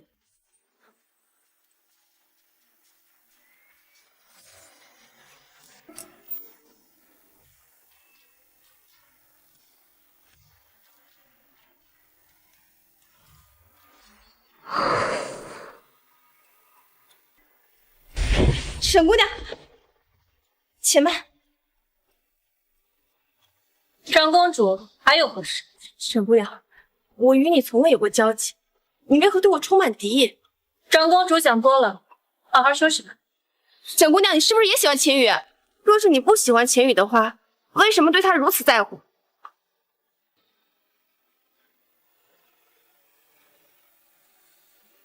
你误会了，我对他不感兴趣。若是在之前，我肯定更希望你能与秦羽成婚，不然若是我死了，你还能保护他。但现在我病好了，长公主这么喜欢揣测别人的心思吗？无聊。沈姑娘，我会与你公平竞争，但最后秦羽选择的人一定是我。拭目以待。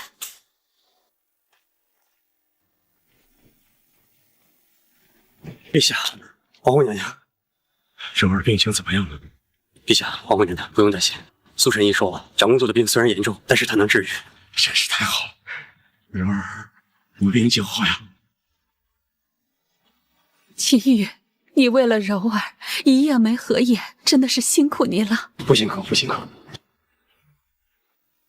长公主不是，以后我在朝堂上可就举步维艰了，得早点做打算。秦羽，你这次救柔儿立了大功，说想要什么赏赐？赏赐就不用了，毕竟以后咱也不是外人了。什么？陛下，我跟长公主已经私定终生，还望陛下成全，让有情人终成眷属。把萧柔这个靠山变成我的女人，那我这辈子可高枕无忧。秦羽，那你小日成了我姐夫，那咱们的关系就更亲密了。是这意思。你们，陛下，我跟长公主是真心相爱的，您难道要拆散这对苦命鸳鸯吗？若是柔儿同意，我和陛下没有意见。若齐羽成为驸马，那就是真正的自己人，用起来更放心。谢皇后娘娘，谢陛下。长公主已经睡下了，苏神医和楚微微明天还会来，直到长公主的病情稳定为止。既然柔儿无忧就好，你们啊，咱们回去休息。是陛下，那我明日再来看望长公主。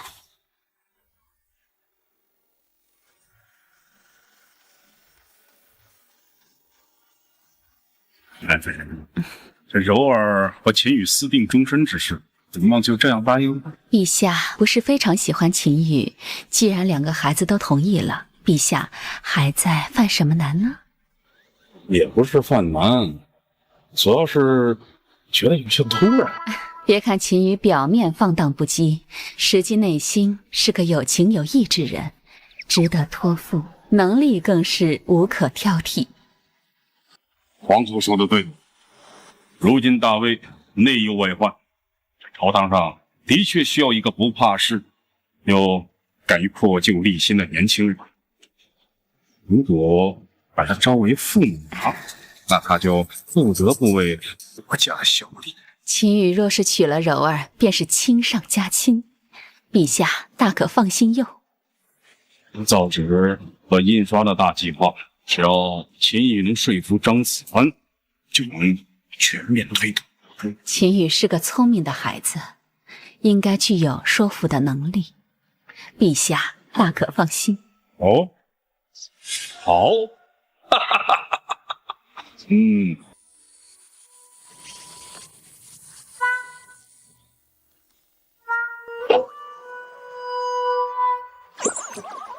小王爷，请你自重。你已经跟长公主私定终生了，以后就不要沾花惹草。你还害羞上了？你是不是也看上本公子了？我就算是眼睛瞎了，我也不会喜欢你。我就算是眼睛瞎了，我也不会喜欢你。你还不承认？你若是嫁给我，我就跟小柔说，让她做小，你做大，怎么样？哎，这样你怎么嫁得出去？我就算嫁不出去，我也不会嫁给你。哎呀，哎，不行了，哎呀，我昨天一天一宿没睡，你让我躺会儿。无耻！对，你也一天一宿没睡，你这样熬夜对皮肤不好。这个家伙总算说了句人话。你要是皮肤不好啊，我就不要你，你更嫁出去了。爹，娘，狗嘴里吐不出象牙。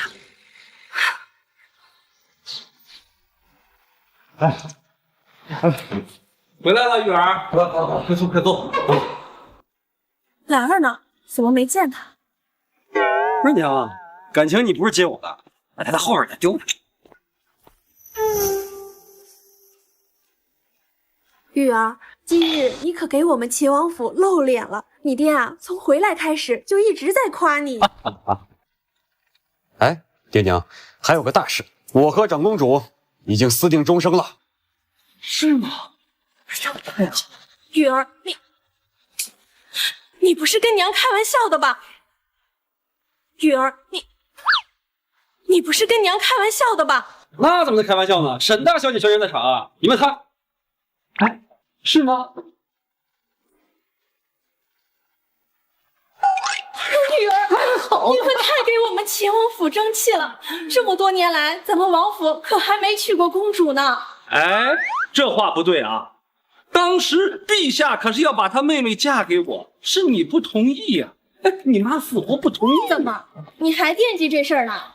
不是，我这不是话赶话说在这儿了吗？这是事实吧？哎，娘，你能不能进宫里跟皇后娘娘说说，让不让纳妾呀？不让纳妾，我不娶了。你放心，这事儿啊，娘去说。你以后最少要娶8个媳妇儿，为我们老秦家开枝散叶。儿子可以娶8个，老子就不行，这没天理呀！没问题，开枝散叶这事儿就交给我了。爹娘，儿子实在是累了，我要回去睡觉。去休息。多歇一歇。兰儿，你也赶紧去休息吧。哎，去吧。是，夫人。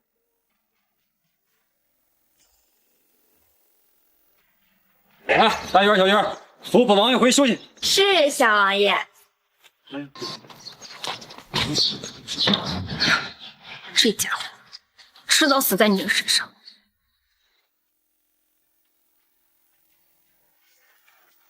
苏神医，这2日真是辛苦。我也辛苦。楚姑娘辛苦，楚姑娘辛苦。哎，楚姑娘这么爱吃这个点心，我叫人给你打包一些。啊，本宫去安排。林小友，以后若是有空，和你草庐坐坐。若是想学医呢，那就定会倾囊相授，绝不保留。以后有空定去草庐拜访苏神医。好酒随时恭候。什么丫头？草庐里还有个烂命鬼等着去救呢。楚姑娘，这糕点你拿上。往里倒就行，我们都是粗人，没那么讲究的。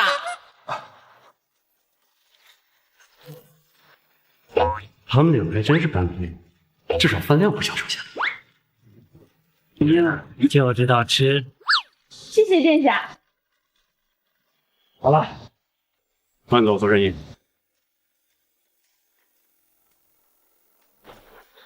哎呀，多好的姑娘！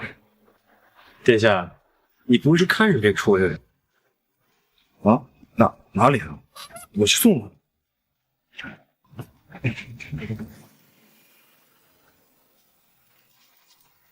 公主，公主，你好点了吗？好多了。那就好。对，我们的事我会先跟陛下还有皇后娘娘说。你的意思是，你私定终生制？父皇母后同意了吗？同意了，他们说要重新举办婚礼。无忌啊，这着急抱他外孙吗？就抱外孙了。秦宇，我们那天那个吻还没完成，现在方便吗？方便。你等会儿，等会儿。这下应该没人来捣乱了吧？来，王公主，来，张姐。啊，张姐，你没事了吧？担心死我了。我好多了。多谢你们两个照顾我。哎呀，这都是姐夫的功劳，又跟我没什么关系。那封口术一出，当时那苏神医都惊呆了。姐夫，你改口改的挺快呀。张姐，你也被姐夫给震惊到了。小事小事。很好，那我们先去找张思然去帮忙吧。哎，我还在边上站着，你们就不能收敛一点啊？你懂个锤子！这个就是爱情。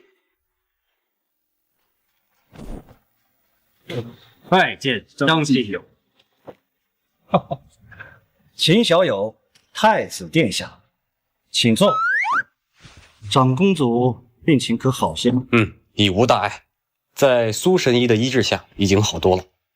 秦小友真是年轻有为啊，能让苏福心甘情愿下山，你是第一人。张继就谬造，此事啊，恰巧合了这个苏神医的心意而已。哦，那秦小友这次前来，也是凑巧与老夫的心意。老夫可不信你真是无事找我闲聊的。张继久高见，我跟太子前来，确实是有事相求于张继久。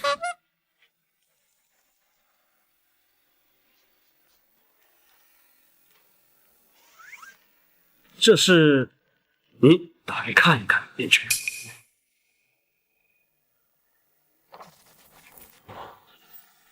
这纸张质地柔软却不失弹性，当属极品。这字迹更是工整有序，你们是怎么做到的？张继久，这纸张是秦羽亲自改良过的，这字呢也是秦羽印刷术印上去的。造纸术老夫略知一二，这印刷术又是什么？这我忘了，大卫没有印刷术，书籍全靠手抄。这印刷术就是将这本书的字体一个提前刻印，然后将纸张铺印上去，这样就形成了一本完整的书籍。秦小友这个发明堪称巧夺天工，不过遇到不同内容的书籍，是不是要重新雕刻呀？不用。你看，将这个字体一个，哎，你再调换一遍，再将纸张铺印上去，这样它就成了新的书籍。我管这个技术叫做活字印刷术。哎呀，秦小友竟然有如此奇思妙想的发明，简直令人叹为观止。不过这印刷本的成本应该比手抄本更高吧？啊，那张继久可就错了，这印刷的成本不到手抄本的1/10呀！啊，这怎么可能呢？张继久，你可别不信，这印刷本的纸张要更加便宜，而且呢又省去了人工手抄的成本，那成本自然也就低了。哈哈哈哈哈！哎呀，老夫有幸能看到这么伟大的发明，此生无憾了。不知你们找老夫要帮什么忙？但说无妨。张先生，为了让天下人都能看上书，我跟太子呢，把这条路想坚持下去，推动这两项方案，让天下人都能看上书。但是这条路上呢，一定会遇到阻碍，这个时候就需要张继久出来为我们站台。这是利国利民的大好事啊！老夫怎么能拒绝呢？这个忙是帮定了，谁敢阻拦，老夫是与他不共戴天。那就多谢张继久的相助。哈哈哈，是老夫应该感谢你们才对啊！你们为千万学子做了一件功在千秋的大好事啊！让天下人看上书是好事。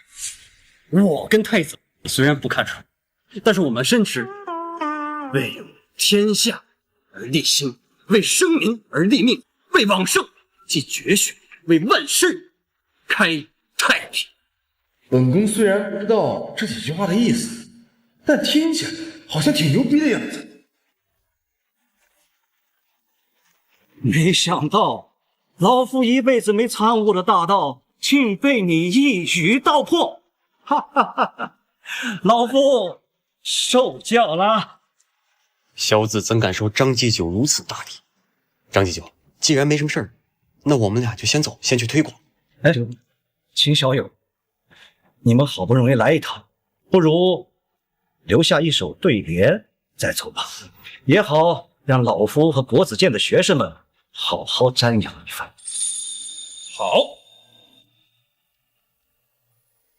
风声、雨声、读书声，声声入耳。家事、国事、天下事，事事顺心。张继久，张继久，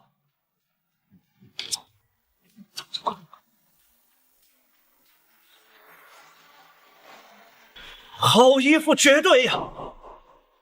秦小友要给老夫带来天大的惊喜！来人呐，这副对联挂在国子监门口，用来激励学子奋发图强。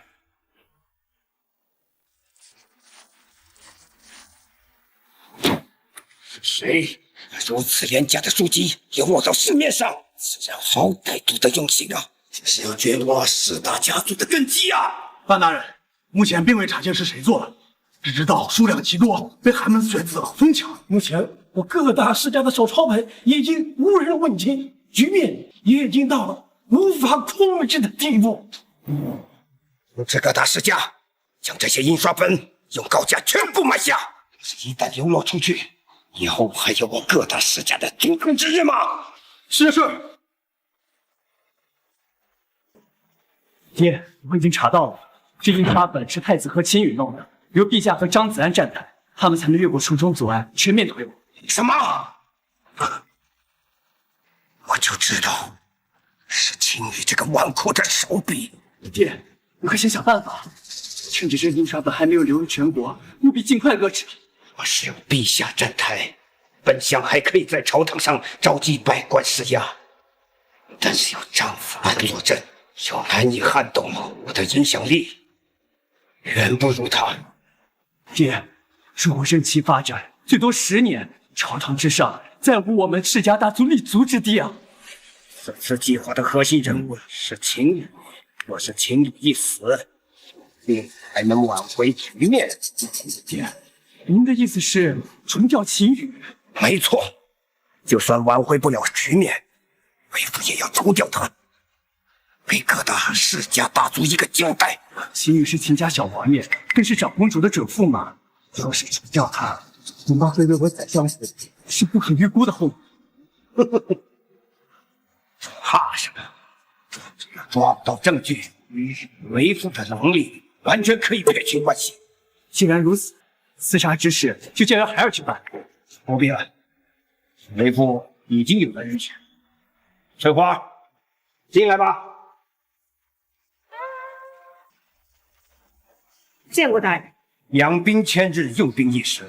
本相养了你10年，不叫秦羽，就当你偿还本相的恩情了。我已经完成大人交代的任务，若完不成，你们当场制裁我，绝不连累大人。好，去吧，本相等着你的好消息。秦羽，不仅要你死，还要让你整个秦家灰飞烟灭。女儿啊，这次你和太子所做之事，震惊整个朝野啊！现在咱们秦家和那以范俊良为首的世家大族算是对上了。爹，这一点你不用担心，无论结局如何，我都把秦家摘出去，绝对不连累秦家。哎，傻孩子，这是说的什么话？为父的意思是你啊，比我有魄力，敢于破釜沉舟，不管此事成功与否，秦家都会坚定不移、义无反顾地站在你的身后。没错，范俊良仗着门生故吏众多，试图击垮我秦家，你做得好，娘也支持你。爹，娘，我们有陛下和张子安支撑，范俊良定死。好，我女儿长大了，敢为秦家遮风挡雨了，为父甚是欣慰呀！我们雨儿可比你这个老古董力强多了，有他在，我们秦家不仅不会陷入绝地，甚至还能更上一层楼。秦羽，我得到消息，父皇准备下旨，让你和长姐在1个月内完婚。此事当真？当然是真的，我得到了确定的消息，我才告诉你的。太好了，有长公主给咱雨儿撑腰，以后谁还敢欺负雨儿啊？我们雨儿终于要成为名正言顺的驸马，为娘悬着的心呀，总算是能放下了。他们这么快就要成婚了吗？对了，秦羽，这我们的计划进展顺利，而且你跟长姐大婚在即，那真是双喜临门啊！走，我们去看看我们的印刷进展的怎么样啊？好，爹娘，那还是先去干正事儿。好，大事为重，快去快去！来，走。夫人，我也先告辞。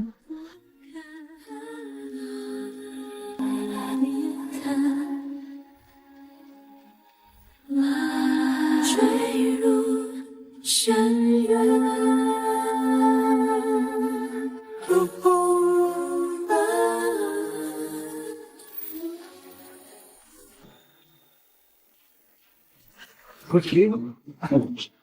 殿下，你不是带我去看印刷进展吗？怎么来就访思呢？哎呀，秦羽，我这是也是为你好。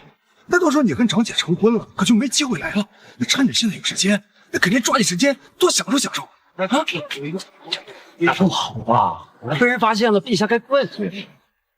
哎呀，多大点事儿啊！你就把锅甩到滚腾身上，本宫替你扛了。好兄弟，今天消费我买单，爽快！那我们今晚不醉不归。走。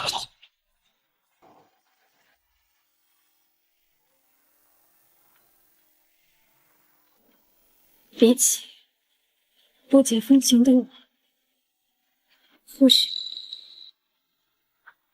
善解人意的萧柔更适合。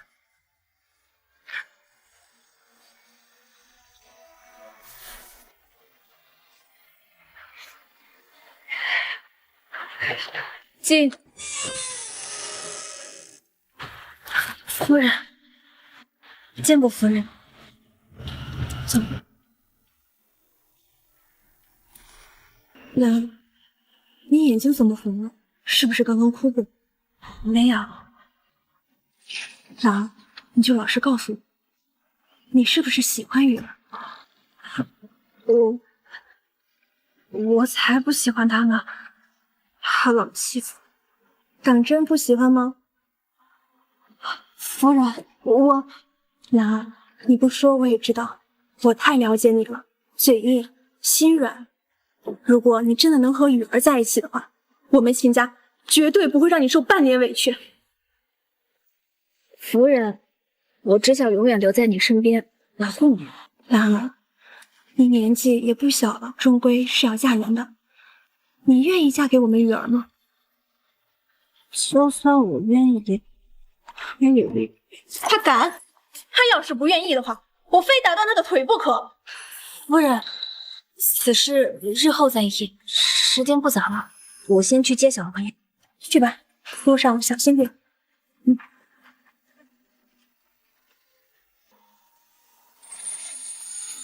儿和兰儿一文一武，要是雨儿能把他们都娶回来，那可就文武双全了。小王爷，你以后可要常来玩啊，奴家可舍不得你。没问题，就送到这儿吧。太子殿下慢走，别忘了我们的约定。放心，下一次本宫绝对给你们表演一个倒立洗头的节目啊！走吧，姐妹们。走吧。姑娘，你有事吗？狗贼，拿命来！哎！秦羽，小心！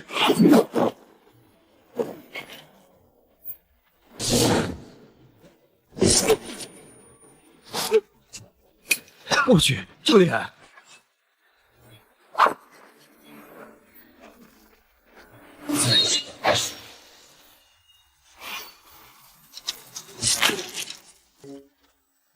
原来声名狼藉的纨绔小王爷，竟然是个深藏不露的高手。你是谁呀？为什么？魔剑赵翠花，你得罪我家大人，今日便是你的死期。你就是天下第2剑客，受死吧！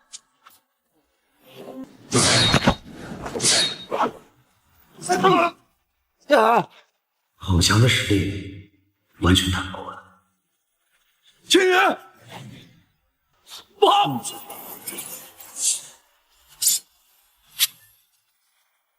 青云，没事。是。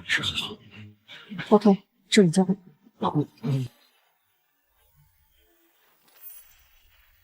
我当是谁呢？原来是大名鼎鼎的剑仙沈冰兰。今日一见，果然名不虚传。知道我的名头，还敢来杀我的人，你胆子不小啊！什么时候成他的人？都说你是天下第一，今日我倒要看看你是怎么从我的手中救下这个纨绔小王爷。你可以试试。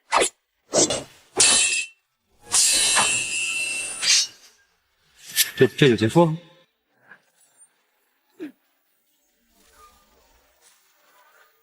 为什么你是第一？我是第二，我们这差距什么？你是第2，因为你实力不够强。第1，只是他们给我的排名，并不是我的上限。我手招只在1念之间，这招你能不能教教我？想学啊？看我心情。不想教你就不想教。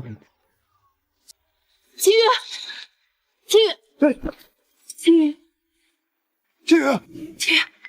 沈姑娘，青羽这怎么了？他中了天下第1奇毒，西域一点红。这肯定是刚才打斗的时候被下了毒。要是让本宫知道到底是谁在对付青羽，本宫绝不饶了他。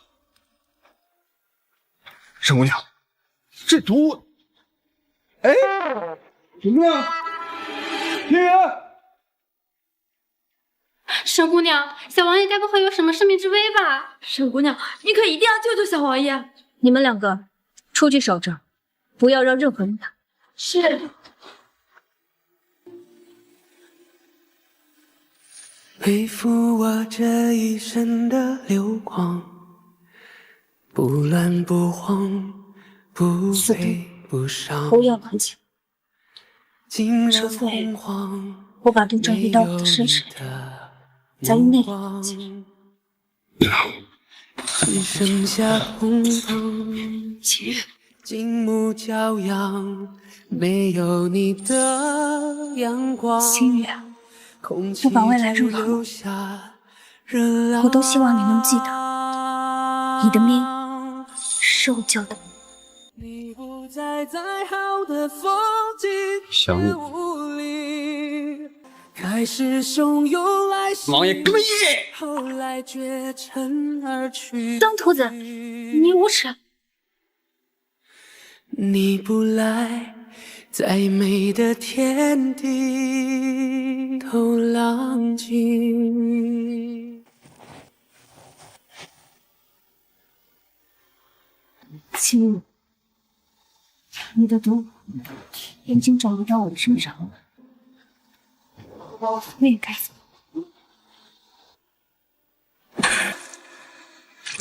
若是这毒化解不了，纵使我生死道下，也能在你心中留个念想。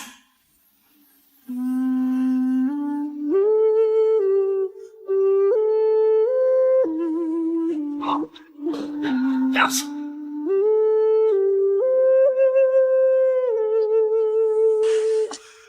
你的世界已经不再需要我了，我只是你人生中的过客，陈公主才是你的良配。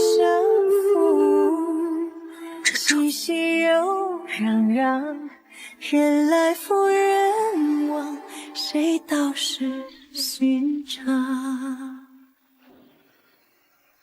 沈姑娘，小王爷的情况怎么样啊？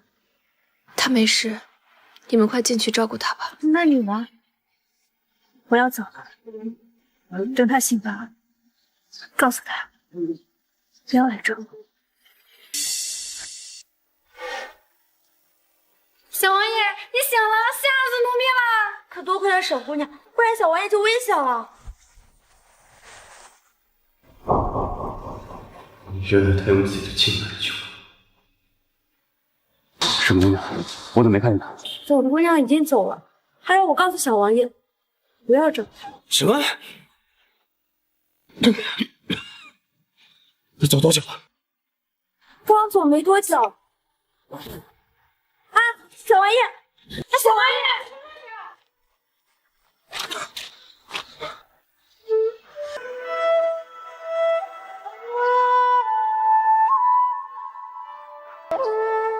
沈冰兰，我问你在哪儿？爹，大事不好了！是刺杀出了意外。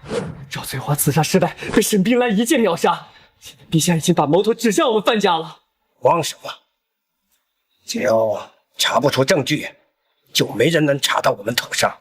只是秦羽这个纨绔，又让他躲过了一劫。爹，那我们接下来怎么办？静观其变，等风头过了，再出手也不迟。范俊良，你没有再出手的机会了。秦羽，来我宰相府做什么？当然找你算账。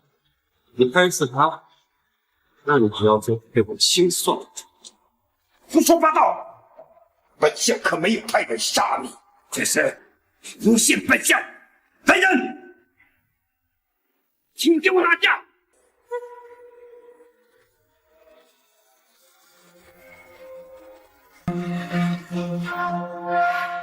太子，怎么是你？范俊良，别再做无谓的挑战，你的人已经被本宫都拿下了。什么？太子，派人包围我宰相府，这是陛下的授意，还是你私自进入吞药？怎么这么人？本宫说过了，谁敢动我兄弟，我必灭他全家。太子，秦羽，你们好大的胆子！要去面见圣上，要圣上为我主持公道。不用了，父皇已经下旨，此事全权交给秦羽一人处理。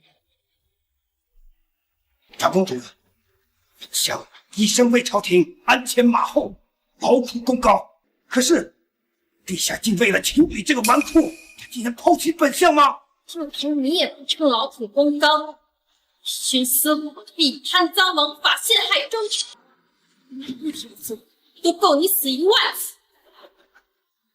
本相的功语众多，又是世家大族的代表，我要是有事，天下就会大乱。你是不是觉得自己很聪明？在我们来之前，的那些党羽已经尽数伏诛，的那些家产已经抄家解散，朝廷就不再需要你们这群害群之马。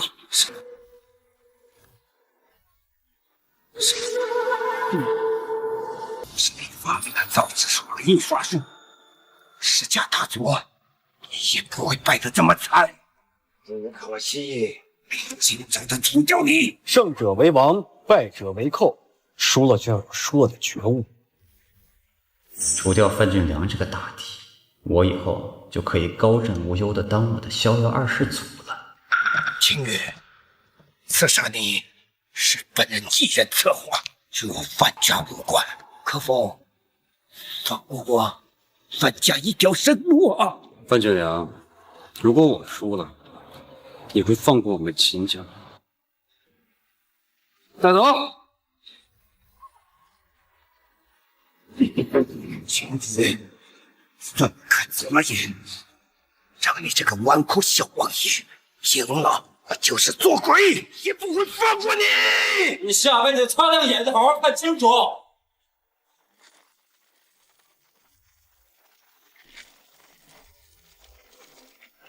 姐夫，张姐，那我先带范俊良去你们斩首，就看来吧。好。那秦羽，我们也出去走走。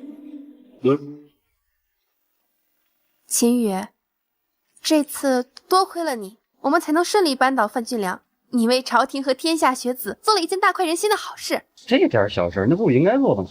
秦羽，随着范俊良倒下，父皇已经决定把宰相之位交给秦尚书。那我就要替我爹谢谢陛下了。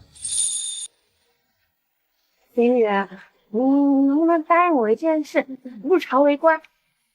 太子需要你的辅佐，可我只想当你的贤内助。那不行，张公主，你知道我的梦想是做一个逍遥二世祖，朝堂上的事你说说你比较擅长。有萧柔和萧楠当后台，我才懒得努力。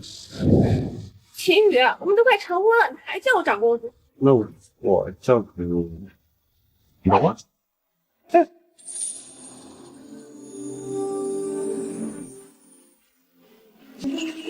秦羽，我已经请父皇下旨，让我们的婚期提前3日后再婚。等一下，这么快？秦羽，难道不想娶我了吗？不是我想，但是为什么这么快？因为天下太平，我们的婚事自然要早日举行。柔儿，我有事情要处理，你等我一下。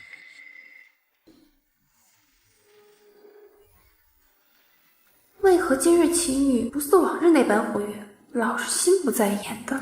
难道是有什么心事不成？晴儿，晴儿拜见殿下。去帮本公主查一查，秦王府最近发生什么事儿了？是。谢过夫人。雨儿心情好些了吗？回夫人，还没有。小王爷仿佛丢了魂一般，经常一个人发呆。你们先下去吧，我去看看。是。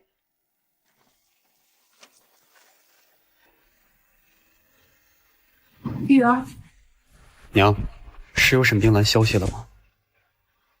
还没有。娘，你说他为什么躲着我？最近他不在我身边，我的内心空落落的。谁让你平时老会欺负他，如今他不在，就想着他了吧？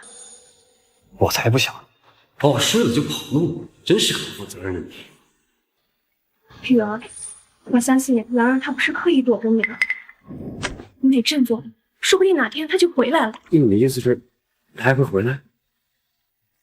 不知道的，我又不是她肚子里的蛔虫。你是不拿我打趣呢，娘？他如果要是回来，你可不许再欺负他了。这还差不多，好好准备一下，明天大婚，你可不许板着个脸。沈冰兰，你就这么眼睁睁的看我成为别人的夫君吗？你个懦夫！啊，不对，应该是懦妇。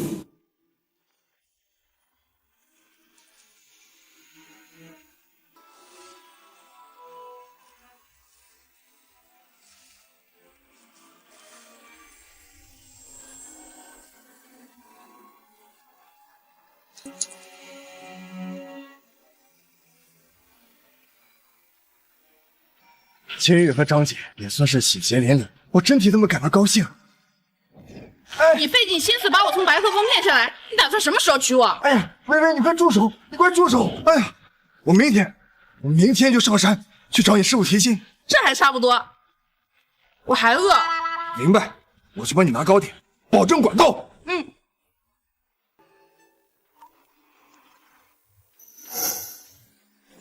说来了。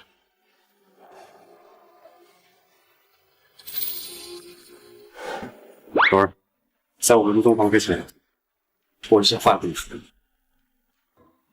柔儿，我喜欢你，但我也喜欢沈冰兰。如果有一天他回来，你能接受吗？我知道这有点为难你，但他救我的命，就像我救你一样，他也救过我，他是我唯一觉得亏欠的人。你能理解我吗？真的吗？柔儿，你是世界上最美丽、最大方的女人。虽然我平时像个二世子一样，但是我能不摆形式，我绝对不躺平。咱们仨把咱们仨的小日子过好，比啥都强。说话快，那我再多纳几个，为我们老秦家增加香火，怎么样？要是把大玉儿、小玉儿和为我守清白的宁儿纳为小妾，人生就完美了。好吧，好事多磨，等我摆平了笑容，不怕他。柔儿，我来了。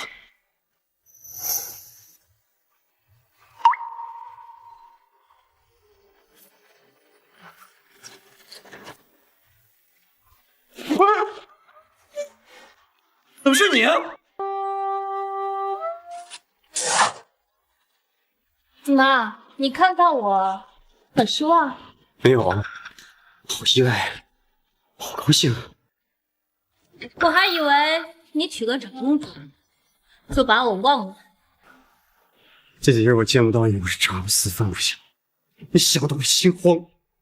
哦，真的吗？真的。你为什么会在这儿？是我安排的。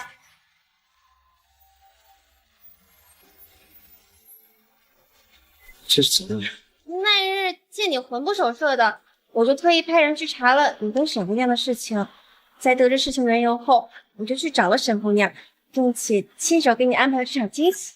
哎，不对，你们俩不是死对头吗？你们怎么可能在一块儿？当我知道沈姑娘居然为了你舍是犯行，我就知道这件事我太小气了，沈姑娘值得颁奖。那就多谢妹妹宽容大量，不然我就没办法跟秦郎在一起。妹妹真是客气了。若是没有你救了秦羽，我怎么会拥有天底下这么优秀的夫君呀？那两位娘子，不要再吵，春宵一刻之间，我们抓点紧吧，走。哎，秦郎，你来评评理，我年纪大，我该不该是姐姐啊？对。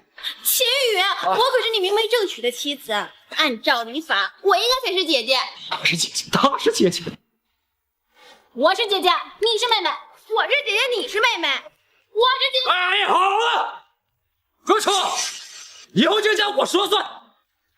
请把两位娘子来，快！